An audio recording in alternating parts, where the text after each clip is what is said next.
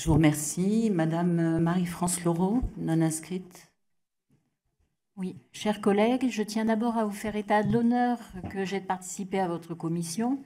J'ai déposé un certain nombre d'amendements à ce texte de réforme du règlement de l'Assemblée nationale. Il s'agira pour moi de vous présenter la logique propre à chacun d'entre eux et voici un résumé rapide de leur contenu. Lutter contre le sentiment de dépossession de la vie politique ressenti par nos compatriotes prisonniers qui sont des partis politiques. Lutter contre une tendance générale de ce règlement qui va vers la réduction des droits des non-inscrits. Évidemment, ces deux questions sont liées. Elles sont liées car le calcul des passages télévisés, des subventions publiques, les architectures fiscales ont construit une logique propre aux partis politiques qui a fait passer le principe de représentation politique par délégation à une sorte de captation des droits.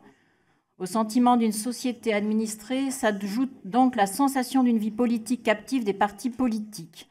Je me souviens de ma concurrente du Front National qui disait à qui veut l'entendre qu'un député non inscrit n'aurait aucun poids. S'il est de ma responsabilité de contrarier ces prédictions, il appartient à toute la représentation nationale d'adapter notre règlement afin que cesse la construction normative d'une députation à deux vitesses. Notez qu'il ne s'agit en rien de retirer des prérogatives aux membres des groupes, mais bien d'interrompre une situation qui déséquilibre la représentation territoriale, instituer une option préférentielle pour les gros partis et donc abîme l'esprit des élections. En effet, il semble assez paradoxal que le fait de ne pas adhérer à un parti politique soit considéré comme un motif raisonnable de réduction des droits.